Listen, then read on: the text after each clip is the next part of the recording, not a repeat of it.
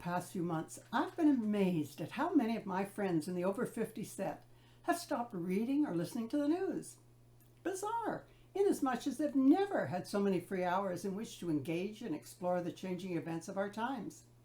The weather and the sports channels are now providing all the news they intend to invite into their lives. No wonder newspapers are in trouble, because this is the generation that grew up reading 2 or 3 papers a day. At first, the aversion to the news seemed like a response to the unending coverage of COVID. The statistics, the complaints, the changing positions of the health experts, the pontificating politicians with their endless press conferences, the vaccines, safe, unsafe, when to take or not, the openings, the closings, what to do and what not to do, when to mask, when to distance, and so it went. So, COVID coverage may have been the cause of turning off the news in the beginning.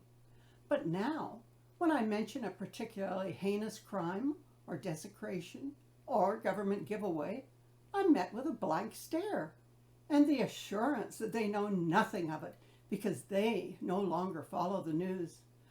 Oh, the news is all too depressing. Nothing good ever gets reported. Well, there's nothing I can do about it, and what will be, will be. The old que sera, sera, and all that. From my perspective, the world increasingly seems to have divided into 2 sets of people. Those who single-mindedly promote their position, whether the subject is vaccinations, residential schools, defunding the police, or you name it.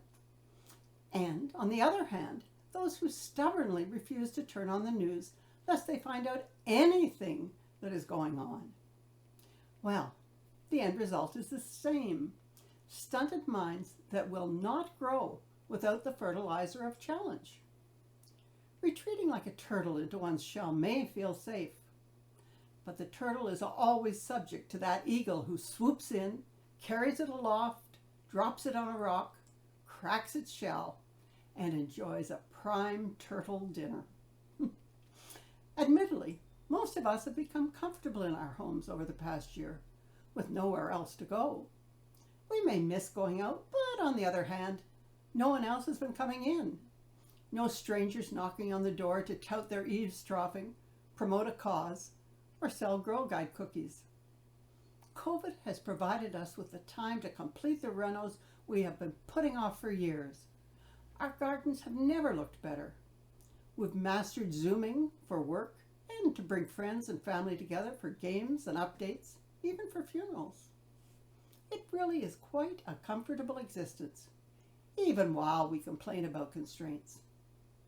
As doors have begun to open, many have chosen to just stay at home, uninvolved, for now at least.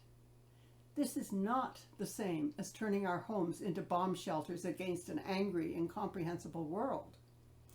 Rather, it's as if we have been erecting invisible fences that no one can broach.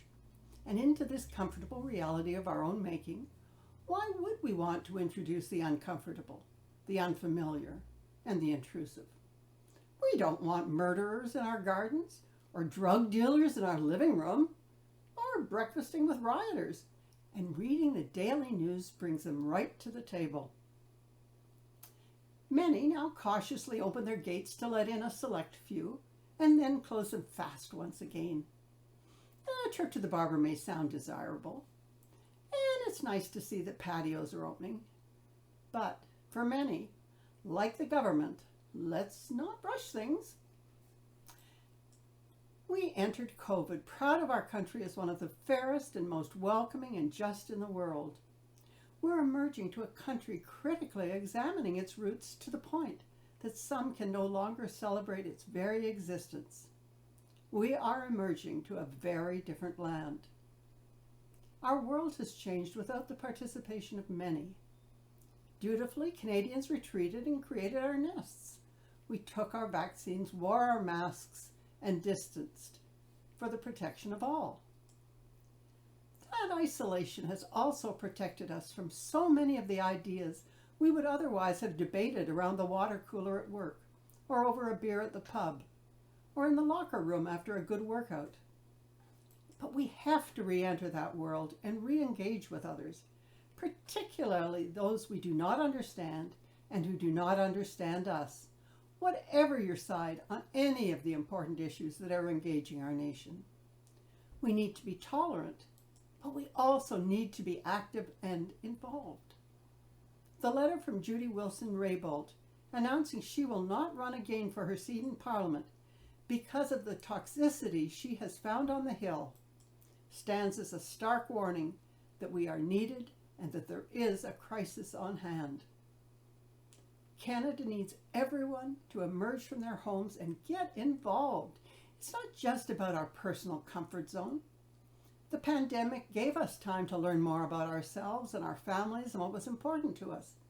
But for us to have so many of those things that are important to us, we need freedom of speech, an independent judiciary, honest politicians, security and support for those who cannot care for themselves, and all the other things we take for granted.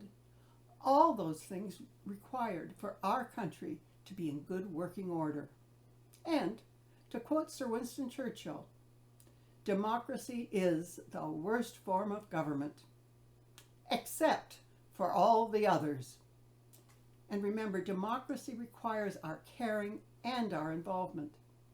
So the challenge is this: get up and about. Times have changed. Our country and our city has changed. Get involved with your community and be part of how it works once again. And empathy is a good place to start. Get to know your new neighbors. Invite them over. Share a barbecue and a laugh. Really, just commit yourself to the edict of Jesus to love your neighbor as you love yourself. Now, loving them does not mean liking everything they like or disliking everything they dislike. When it comes to neighbors, likes and dislikes, habits and practices, toleration, like good fences, makes for good neighbors. For me and my neighbors, clearly I do accept their right to live vastly different lives from mine, as long as it's within the law. But I don't have to like their paving over the grass for parking, or broadcasting ear-splitting areas, or starting up their buzzsaw at 8 a.m. on Saturday morning, or that lawn sign of a politician I believe has betrayed us. But I absolutely tolerate it, and I expect them to be equally tolerant of my lawn sign. It's all part of being a good neighbor.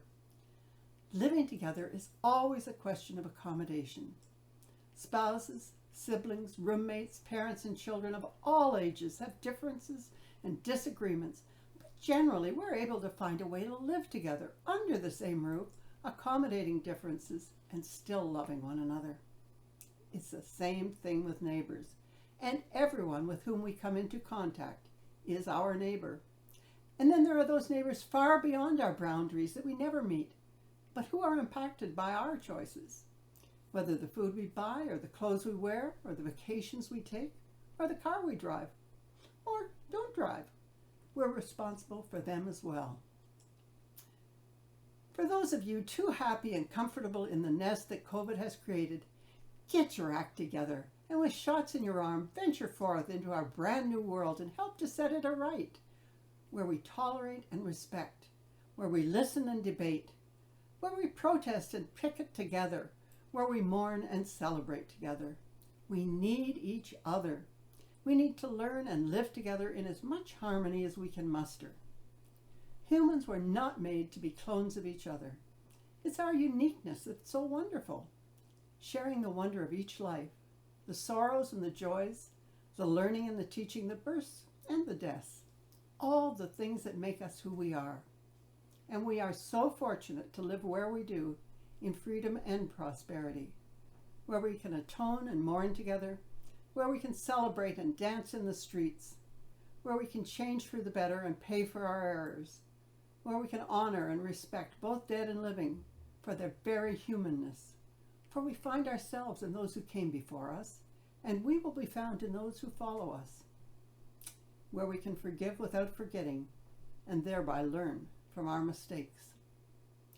But most of all, it's in appreciating and celebrating how rich our Canada is, because it embraces its differences and rejoices in the uniqueness of each one of us. And the best way to learn that lesson is to talk to your neighbors, particularly the ones who don't think like you do, don't look like you do, don't speak like you do, don't dress like you do, don't worship like you do. For therein lies our riches. So may it be. Amen. And a thought as we venture forth and begin to recreate our Canada. More powerful than the will to win is the courage to begin. May the blessings of courage and faith be yours, for this great country is in need of all of us.